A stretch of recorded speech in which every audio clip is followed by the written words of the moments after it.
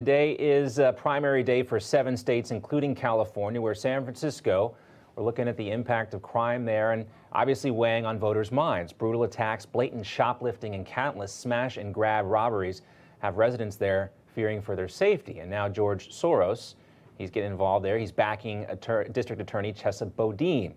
Now, Boudin is facing a recall vote today.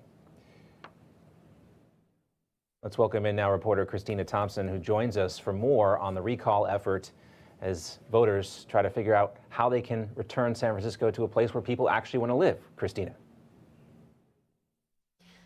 John, yes, that's right. Boudin is one of the country's most progressive prosecutors. His approach to criminal justice, well, it's one that's less incarceration and more alternatives such as diversion. It's allowed criminals freedom to commit more and more crimes with little to no repercussions. Now, many voters in California are fed up. Supporters of the recall have raised over $7 million for the effort to get him booted from office.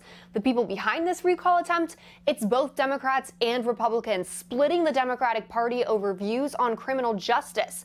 And since Boudin became district attorney, nearly half of the office's prosecutors left. Some even joined the campaign to oust him. Just take a listen to what Brooke Jenkins, a former prosecutor who resigned from Boudin's office, says. But when you have a city of residents who are telling you that things are different now, that things are worse, that they feel less safe, as the district attorney, it's your obligation to listen to them and to try to do your best to respond to their needs. San Francisco is one of the country's most crime-ridden cities. In fact, according to the SFPD, data on crimes reported for Q1 of this year, San Franciscans have a 1 in 16 chance of being victim to a crime that's both property and violent crimes.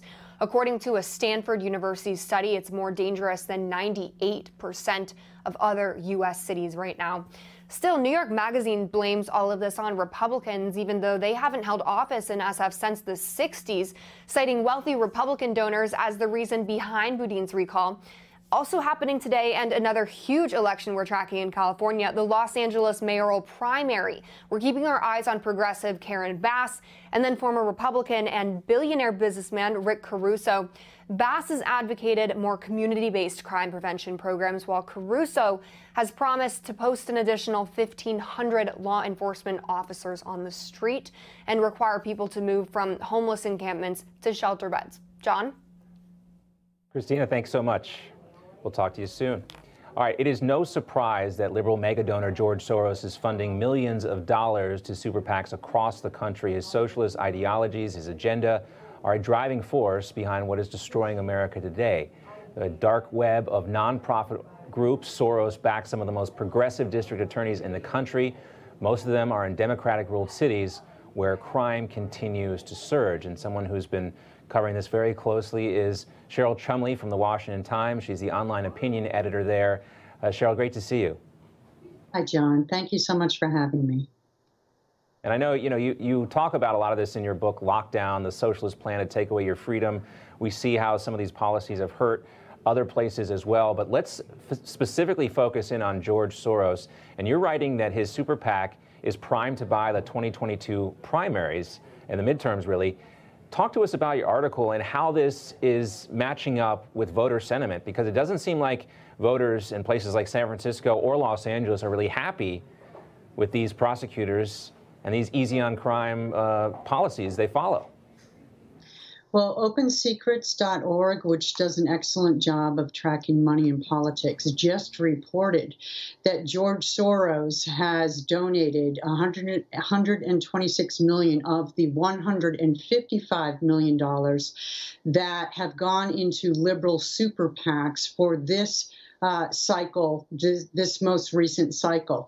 So that makes him the top donor. And he's advanced on his Democracy PAC 1 that he started in 2019 to influence the 2020 elections. He's advanced that into his Democracy PAC 2, which he has already siphoned $125 million into that. So we're already seeing signs how the left-leaning segment in America, led by George Soros and his money, is trying to buy these upcoming elections. And as Newsmax itself has just reported, Soros-tied money has been found to have influenced at least 75 district attorney races around the nation in recent years. This is huge, this is significant, and this is how the left crumbles America and the Constitution and the concept of law and order from within. Yeah, you're referencing that 17-page report compiled by the Law Enforcement Legal Defense Fund. They're the ones that did the research on this. $40 million, as you said, to elect 75 social justice prosecutors. You know, and the thing you always try to wonder is, what is George Soros' motivation here? What is he really trying to accomplish? Because we see increased crime, death and destruction in Philadelphia, where Larry Krasner, one of his prosecutors, is, in Chicago, where Kim Foxx is, and other places around the country, St. Louis, Los Angeles, San Francisco. What is George Soros trying to accomplish here, Cheryl?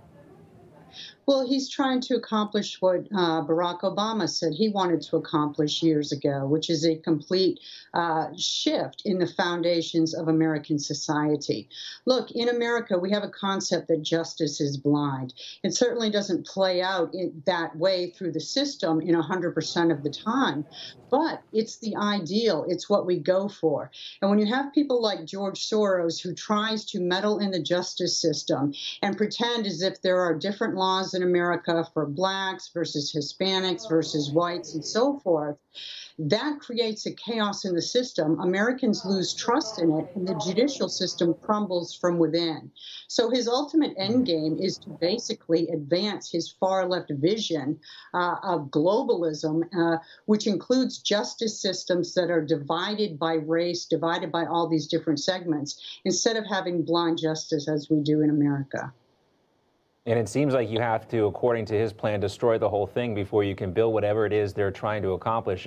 Real quickly, Cheryl, before we let you go, you know, Chesa Bodine wasn't even a prosecutor. He was a legal defense aide or something like that. Doesn't seem like he was even qualified. But how do you see this playing out, this recall today? Yeah, he worked for Venezuela's Hugo Chavez, so that's his claim to fame. Look, I just reported yesterday in the Washington Times that Democrats in San Francisco are getting sick of the lack of law enforcement in the city, and they're blaming this guy for it. So the recall really does have some wings. Yeah, I mean, when the police don't show up on time, when you're watching video every week of product walking out of stores with people just helpless to do anything about it, things have got to change. San Francisco is too great of a city to continue on this path. Great to see you, Cheryl Chumley from the Washington Times. We appreciate it. Thank you.